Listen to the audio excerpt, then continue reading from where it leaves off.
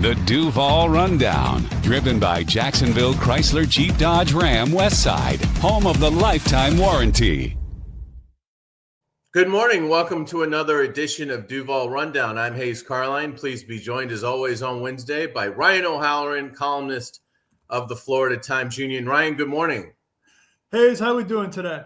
I'm doing great. Really enjoyed your coverage of the Gators FSU basketball game last night in Gainesville. It's cool to have a sports columnist that's allowed to leave Duval.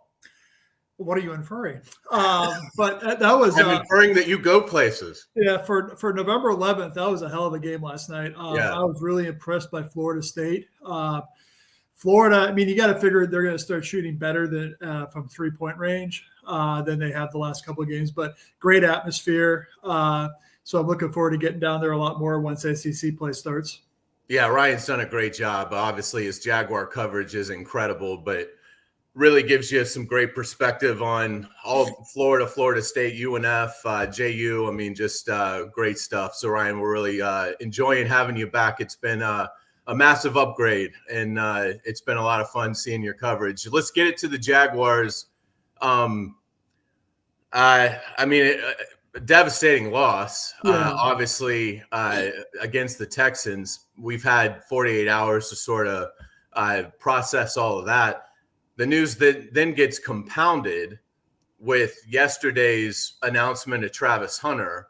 And oh, by the way, a Chargers team is coming to town Sunday who is fantastic, particularly when you start breaking down the numbers.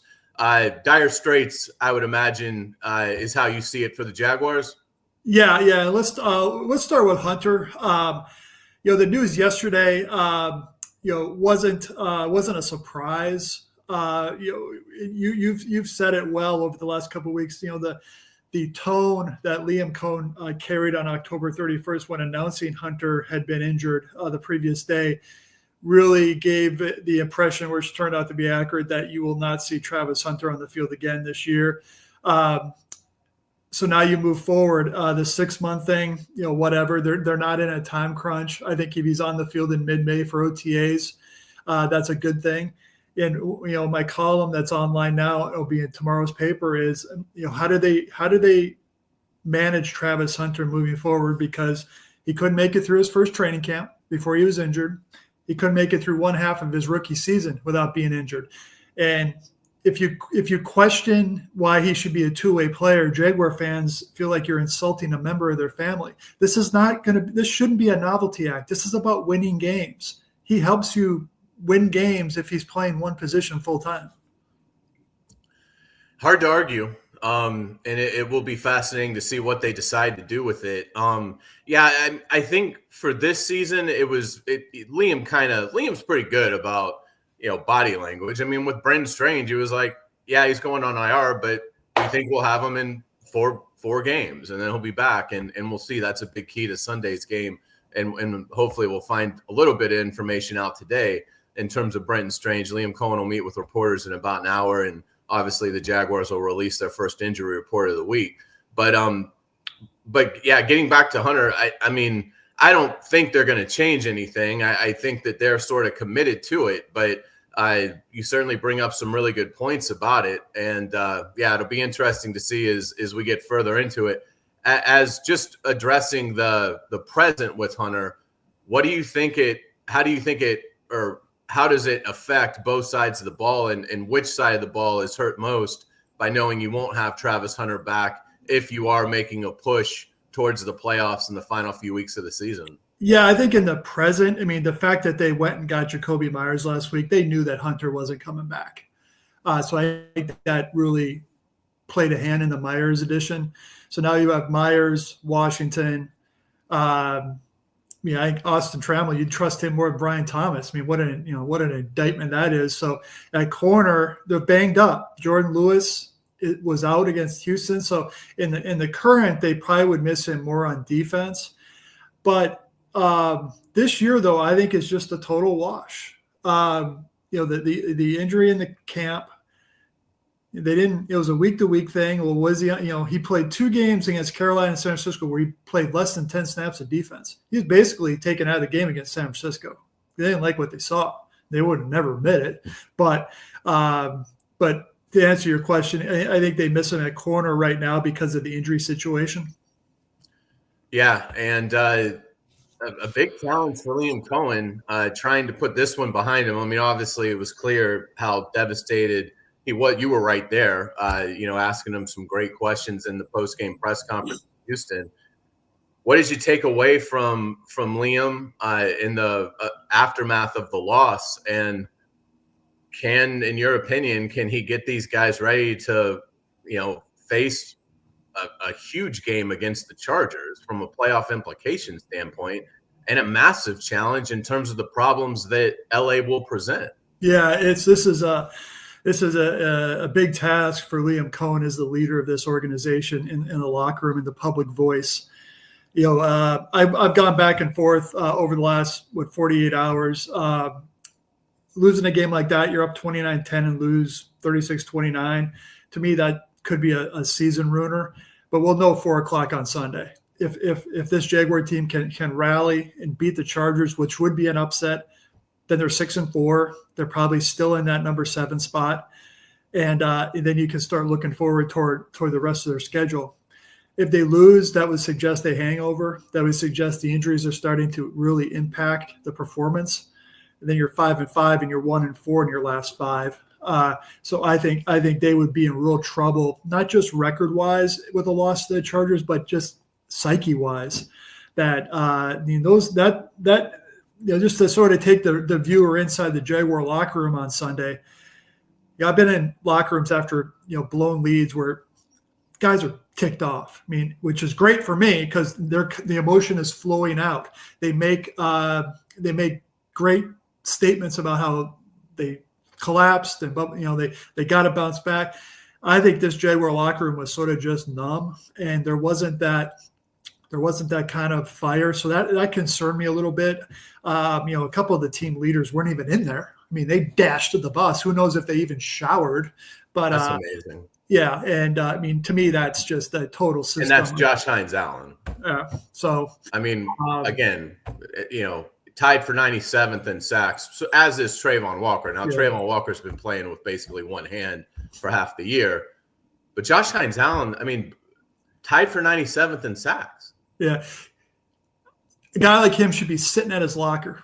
Right. When the media, and there's like 4 of us there from Jacksonville. This is not in Denver, we had 20. Buffalo, we had 20 people. So, but I'll digress. But I want to stick with Hines-Allen because one thing Liam Cohen did say in the postgame presser was I liked four-man pass rush stinks.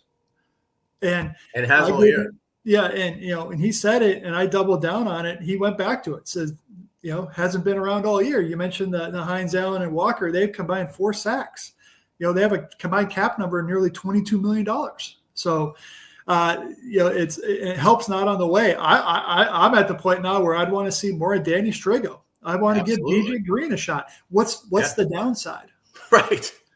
I mean, it's not like they have a high bar that they have to hit here. And that's, to me, that's the number one thing as we look to Sunday's game against the Chargers. If LA has a weakness, and they do, it's a significant weakness. Their offensive line's terrible. Mm-hmm. It was built to be incredible. Rashawn Slater, excellent left tackle. Joe Alt, excellent right tackle. Both gone for the year. And no team could overcome that, but particularly when you've devoted so many resources to those 2 players. And LA just isn't the same team. I mean, if you watched them early when they've never had Slater. He got hurt in training camp. But even with Alt, they were able to manage it. They beat the Chiefs in week 1. Herbert, we were talking about possible MVP candidate. Then they lose Alt, and it just fell apart. I mean, Herbert's a tough kid. He is getting battered. Mm-hmm. Battered. So the Chargers can't protect Justin Herbert. But it's not going to matter if none of the Jaguars can beat their man, and they couldn't beat a depleted Texans line on Sunday. Yeah, the LA Times had a stat the other day that the Chargers have used 19 offensive line combinations in 10 games.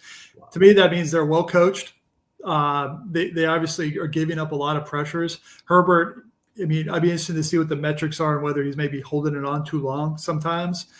But this is Ladd McConkey going against the Jerry and Jones in the slot, with these receivers, Johnston and Allen, going against these safeties, it's going to be a tough go. And, and Liam Cohn brought up a good point, is if you blitz your linebackers, you leave the middle of the field wide open because you can't ignore the deep middle. Right. So you have to, so Gadsden. And safety's terrible too. Yeah. I mean, the pass rush is terrible, but they're atrocious at safety as well. Yeah. And I think and you hit it on the head on our group text Sunday night. What that loss to Houston did is it exposed how much work this organization has to do. And to me, when we look back on this season, if they don't make the playoffs, we're going to look back at that loss is everything we thought was bad was confirmed, along with a couple other things. So that's the task for Liam Cohn against the Chargers is, okay, how can he play a little bit of keep away with running the ball? And then how can they try and manufacture a rush without sending 5 and 6 guys? That because the Chargers are probably looking at the tape saying our O-line is going to be good this week. I don't care who we have lined up. Yeah, why wouldn't you feel that way? And if Herbert has time, he will throw for. I mean, I don't know if he'll have to throw for 400 yards because they may have a comfortable lead, but I bet you his passer rating will be over 115. Mm-hmm. So big challenge for Anthony Campanile on that defensive side of the ball. Jacob Simon's helping us out on Duval Rundown. We always appreciate Jacob's brain power. He's the guiding light for Duval Rundown. Jacob, let's say hello to our sponsor, please. I'm Rick Ballou, Jacksonville Chrysler Jeep Dodge Ram Westside, proud partner of the Jaguars. Drive with confidence. Every new vehicle comes with our exclusive lifetime warranty. 7030 Commonwealth Avenue or online at jackswest.com. Ryan, what's your gut feel on some of these injuries? Do you think they have Brenton Strange? Do you think Jordan Lewis is able to come back? I mean, I guess I'll ask you about Brian Thomas Jr. because there is the possibility that he can give them a couple of explosive plays. But where do you – I know it's tough. You're guessing. But what's your gut tell you on some of these key injuries? Yeah, I think I would be surprised if Strange didn't give it a go just from the chatter you've heard over the last couple of weeks. Today's a big day for Brenton. And he hasn't caught a football in 4 weeks, hasn't run a route against another player. So I would see him maybe having a limited role on Sunday, but that can still have an impact. With Thomas, trying to guess Brian Thomas right now is a tough ask. I don't think they need him. I mean, I thought the passing game made some plays. I like Myers in Washington. Yeah. I thought Myers with another week of practice in the system will be good. Washington has strung together a bunch of good games. And so I think they're, with them and Brenton Strange, Jordan Lewis is a big guy to get back because he's going to be the guy who would have to cover McConkey. And I still like Ladd in that matchup, but I like him a little less if he's going against Jordan Lewis. Jordan Lewis, to me, is the guy they've got to get back. Have to get back. To me, Brenton Strange is certainly critical as well. And we've seen the offense really lose a lot of its physicality, not having Brenton out there for the last month. There is an argument to be made there. But Jordan Lewis, I think, is critical if they're able to get him back. Eric Murray is we know he's down for another couple of games on IR. So what do you do at safety? Do you still throw out Wingard and Antonio Johnson and just pray? Is there something that they can try to do? Yeah, they're not going to do this, but what about Lane?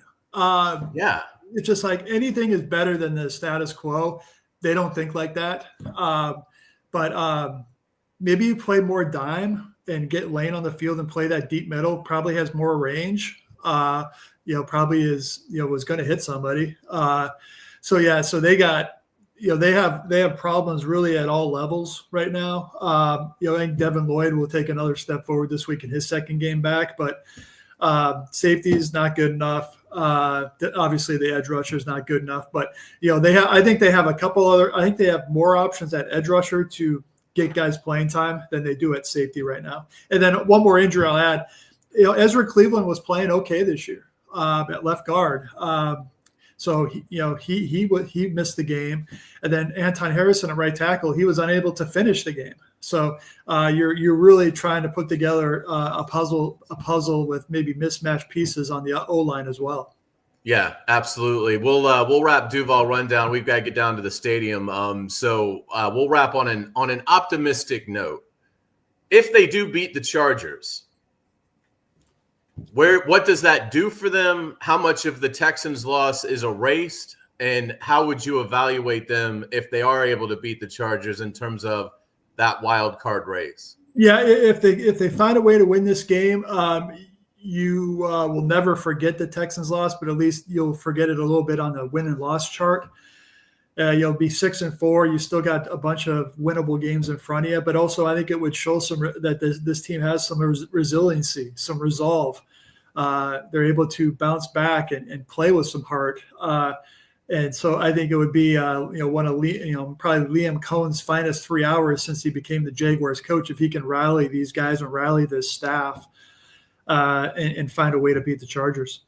Absolutely. Big test for Liam Cohen. It's going to be exciting. And look, the game's meaningful. It should be a lot of fun. I know fans are disappointed in the results Sunday, but everybody in the summer wanted that Chargers game to be meaningful. It absolutely is. The Jaguars already hold the tiebreaker over the Chiefs. If they are able to beat the Chargers, they would hold the tiebreaker over two teams that we believe are absolutely going to be in that wild card mix. Remember, Denver's got a pretty comfortable lead right now in the West. So now they host the Chiefs on Sunday, and we'll see.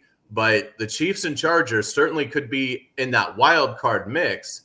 Big, that'd be big for the Jaguars and their candidacy to have a tiebreaker over both Kansas City and LA. So Ryan, great stuff. Tell us what's coming up in Jacksonville.com. Yeah, Travis Hunter column is up, and then one thing I'm going to write for Friday is Trevor Lawrence. If you're a franchise quarterback and your team's wheezing like it did on Sunday, make one play. Just one. And you would have been able to maybe finish off that game and survive. I think this is a critical game for Lawrence. I think this is a critical stretch for him to really show that he has got what they think he's got in terms of being a top half of the league quarterback who can lead the team. I haven't seen it yet. Yeah, without a doubt. Great stuff, Ryan. We'll certainly look forward to it again. Congratulations on a magnificent how long have you even been back? Like 90 days? August 11th. So I mean, 3 months. Yeah. So, well, I know they gauge presidents in first 100 days in office. Your first 100 days in office have been spectacular, and it's been fantastic having you back. And what a fantastic hire for the Times Union. And we're certainly glad that you're part of the 1010XL family as well. So, Ryan, great stuff. Look forward to seeing you in about an hour. And on Duval Rundown Friday, we'll be back with Rick Ballou, previewing this big Chargers matchup on Sunday. Until then, take care. Thanks for watching Duval Rundown.